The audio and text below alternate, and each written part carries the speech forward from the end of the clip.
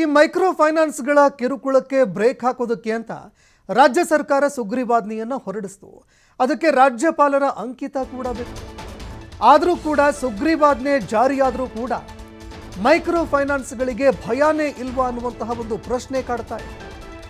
ಸರ್ಕಾರ ಎಷ್ಟೇ ಎಚ್ಚರಿಕೆ ಕೊಟ್ಟರೂ ಕೂಡ ಮೈಕ್ರೋ ಫೈನಾನ್ಸ್ಗಳ ಕಿರುಕುಳ ಟಾರ್ಚರ್ ಮಾತ್ರ ನಿಲ್ತಾ ಇಲ್ಲ.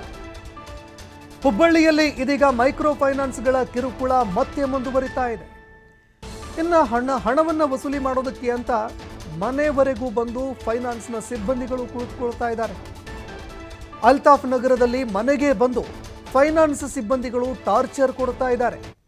ಕೇವಲ ಒಂದು ವಾರದ ಕಂತು ಕೊಡದೆ ಇದ್ದಿದ್ದಕ್ಕೆ ಕಿರುಕುಳ ಕೊಡೋದಕ್ಕೆ ಅಂತ ಮುಂದಾಗಿದ್ದಾರೆ. ಒಂದೇ ಒಂದು ವಾರದ ಏನೋ ಇವರ ಬಡ್ಡಿ ಇತ್ತು, ಅದನ್ನು ತುಂಬೋದಕ್ಕಾಗಲಿಲ್ಲ, ಒಂದು ಕಂತು ಕಟ್ಟೋದಕ್ಕಾಗಲಿಲ್ಲ, ಅದಕ್ಕೆ ಮನೆವರೆಗೂ ಬಂದು ಮನೆಯಲ್ಲಿ ಕುಳಿತುಕೊಂಡು ಟಾರ್ಚರ್ ಕೊಡೋದಕ್ಕೆ, ಕಿರುಕುಳ ಕೊಡೋದಕ್ಕೆ ಅಂತ ಮುಂದಾಗಿದ್ದಾರೆ. ಕೆಲವು ದಿನಗಳ ಅವಕಾಶ ಕೊಡಿ ಅಂತ ಎಷ್ಟೇ ಕೇಳಿದ್ರೂ ಕೂಡ ಸಿಬ್ಬಂದಿಗಳು ತಮ್ಮ ಆ ಒಂದು ವರಸೆಯನ್ನು ಮತ್ತೆ ಮುಂದುವರಿಸ್ತಾ ಇದ್ದಾರೆ. ಅದೇ ರೀತಿಯಾಗಿ ಈಗ ಸಾಮಾನ್ಯವಾಗಿ ಎಲ್ಲರನ್ನ ಕಾಡ್ತಾ ಇರುವಂತಹ ಪ್ರಶ್ನೆ, ಸುಗ್ರೀವಾಜ್ಞೆ ಹೊರಡಿಸಿದರೂ ಕೂಡ ಈ ಕಿರುಕುಳ ಮತ್ತೆ ಮುಂದುವರಿತಾ ಇದೆಯಲ್ಲ, ಯಾಕೆ ಅನ್ನೋ ಪ್ರಶ್ನೆ ಈಗ ಎಲ್ಲರನ್ನೂ ಕೂಡ ಕಾಡ್ತಾ ಇದೆ. ಈಗ ನಾಳೆ ಈಗ ಸಾಲ ಕೊಡ್ಬೇಕಂದ್ರಮ್ಮ ಈಗ ಬಿಟ್ಟಮ್ಮ ನಾಳೆ ಬೇರೆ ನಮ್ದ್ರಾಗ ಸಾಲ ಬರಂಗಿಲ್ಲ. ಹೌದಾ? ದುಸರೆ ಕಡೆ ಅರ್ಜಿ ಹಾಕಿದ್ರು ಸಾಲ ಬರಂಗಿಲ್ಲ. ಅವಾಗ ಮಾಡೋರು ನಾಳೆ ಆದ್ರೂ ನಮ್ ಸಂಘ ಕಟ್ಟಬೇಕಲ್ಲ. ಬಿಟ್ರಂದ್ರೆ ಈಗ 6 ತಿಂಗಳ ಬಿಟ್ರಮ್ಮ ಯಾವ ಸಂಘ ಸಾಲ ಕೊಡ್ತಾರ? ಅಲ್ಲಮ್ಮ ಮುಂದೆ ನಾ ಹೇಳ್ತಾನೆ ಅಲ್ಲ, ಎಷ್ಟು ಸಾಲ ತಗೊಂಡ್ರಿ? 1.5 ವರ್ಷ ತಗೊಂಡಿವಮ್ಮ. ಈಗ ನೀವು ಬಿಟ್ರೆ ನಿಮ್ ಸಿಬಿಲ್ ಸ್ಕೋರ್ ಹಾಳಾಗ್ತತಿಲ್ಲಮ್ಮ. ಈ ಬಗ್ಗೆ ಮತ್ತಷ್ಟು ಮಾಹಿತಿ ಕೊಡ್ತಾರೆ ಪ್ರತಿನಿಧಿ ಯಲ್ಲಪ್ಪ ಸೋಲಾರಗೊಪ್ಪ ಫೋನ್ ಸಂಪರ್ಕದಲ್ಲಿ ಜಾಯ್ನ್ ಆಗಿದ್ದಾರೆ. ಯಲ್ಲಪ್ಪ, ರಾಜ್ಯ ಸರ್ಕಾರ ಈಗಾಗಲೇ ಸುಗ್ರೀವಾಜ್ಞೆ ಹೊರಡಿಸ್ತು, ರಾಜ್ಯಪಾಲರ ಅಂಕಿತ ಬಿತ್ತು, ಆದರೂ ಎಲ್ಲರನ್ನ ಕಾಡ್ತಾ ಇರುವಂತಹ ಪ್ರಶ್ನೆ, ಈ ಮೈಕ್ರೋ ಫೈನಾನ್ಸ್ಗಳ ಕಿರುಕುಳ ನಿಲ್ತಾನೇ ಇಲ್ಲ. ಹುಬ್ಬಳ್ಳಿಯಲ್ಲಿ ಮತ್ತೆ ಅಂತ ಒಂದು ಪ್ರಕರಣ ಬೆಳಕಿಗೆ ಬಂದಿದೆ. ಇದು ಜನರಲ್ಲಿ ಅವೇರ್ನೆಸ್ ಏನಾದರೂ ಕಡಿಮೆ ಇದೆಯಾ? ಪ್ರಕರಣ ದಾಖಲಿಸೋದಕ್ಕೆ ಹಿಂಜರಿತಾ ಇದ್ದಾರಾ? ಏನು ಎತ್ತ ಅಂತ? ಸಂತೋಷ್, ಏನು ಈಗಾಗಲೇ ಫೈನಾನ್ಸ್ ಕಿರುಕುಳಕ್ಕೆ ಸಾಕಷ್ಟು ಜನ ಬಲಿಯಾಗ್ತಾ ಇದ್ರೆ, ಈ ಒಂದು ಫೈನಾನ್ಸ್ ಕಿರುಕುಳವನ್ನ ತಡೆಗಟ್ಟಬೇಕು ಅಂತೇಳಿ ರಾಜ್ಯ ಸರ್ಕಾರ ಈಗಾಗಲೇ ಅಂತಂದ್ರೆ ಲಗಾಮು ಹಾಕ್ಲಿಕ್ಕೆ ಮುಂದಾಗಿದೆ. ಈಗಾಗಲೇ ಸಾಕಷ್ಟು ಕಾನೂನು ಕ್ರಮ ತೆಗೆದುಕೊಳ್ತು. ಈ ಸಂಪತ್ತಿಗೆ ರಾಜ್ಯಪಾಲರು ಅಂಕಿತವನ್ನ ಹಾಕಿದ್ರು.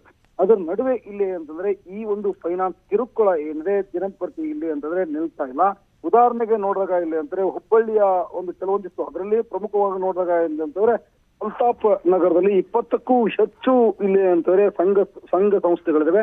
ಈ ಒಂದು ಸಂಘ ಸಂಸ್ಥೆಗಳು ಭಾರತ್ ಎನ್ನುವಂತಹ ಫೈನಾನ್ಸ್ ನಲ್ಲಿ ಹಲವು ಬಾರಿ ಇಲ್ಲಿ ಅಂತಾರೆ ಸಾಲವನ್ನ ತೆಗೆದುಕೊಂಡಿರುತ್ತೆ. ಆ ಸಾಲವನ್ನ ಇಲ್ಲಿ ಅಂದ್ರೆ ಕಳೆದ 1 ವಾರದಿಂದ ಬೇರೆ ಬೇರೆ ಅಡಚಣೆಗಳಿಗಾಗಿ ಅಲ್ಲಿರುವಂತಹ ಮಹಿಳೆಯರು ಆ ಹಣವನ್ನ ಅವರು ತುಂಬಲಾರದ ಕಾರಣ ಇವತ್ತು ಅಂತಂದ್ರೆ ಏನು ಕೆಲವೊಂದಿಷ್ಟು ಸಿಬ್ಬಂದಿಗಳು ಫೈನಾನ್ಸ್ ಏನು ಭಾರತ್ ಫೈನಾನ್ಸ್ ಸೇರಿದಂತಹ ಸಿಬ್ಬಂದಿಗಳು ಅವರ ಮನೆಗೆ ಬರ್ತಾರೆ. ಅಲ್ತಾಫ್ ನಗರದ ಕೆಲವೊಂದಿಷ್ಟು ಮಹಿಳೆಯರ ಮನೆಗೆ ಬಂದು ನೀವು ತುಂಬಲೇಬೇಕು, ನಿಮ್ಗೆ ಯಾವುದೇ ರೀತಿಯಾದಂತಹ ಕಾಲಾವಕಾಶ ಕೊಡೋದಿಲ್ಲ, ನೀವು ಕೊಡ್ಲೇಬೇಕು ಅಂತೇಳಿ ಒಂದ್ ಕಡೆ ಅಂತಂದ್ರೆ ಅವರನ್ನ ಗೋಗರಿತಾರೆ. ಇನ್ನೊಂದು ಕಡೆ ಅಂತಾರೆ ಇವರೊಂದು ಮನವಿಯನ್ನ ಮಾಡ್ತಾರೆ, ನಮಗೆ ಕೆಲವೊಂದಿಷ್ಟು ದಿನ ಇಲ್ಲದ್ರೆ ಸಮಯಾವಕಾಶ ಕೊಡಿ, ಕಾಲಾವಕಾಶ ಕೊಡಿ, ನಮಗೆ ಬೇರೆ ಬೇರೆ ಅಡಚಣೆ ಆಗಿದೆ, ಹೀಗಾಗಿ ನಮ್ಗೆ ತುಂಬಲಿಕ್ಕೆ ಆಗಿಲ್ಲ, ನಮ್ಗೆ ಅವಕಾಶ ಮಾಡಿಕೊಡಿ ಅಂತ ಹೇಳಿ ಇಲ್ಲಂದ್ರೆ ಕೈ ಮುಗಿದು ಮನವಿ ಮಾಡಿಕೊಳ್ತಾರೆ.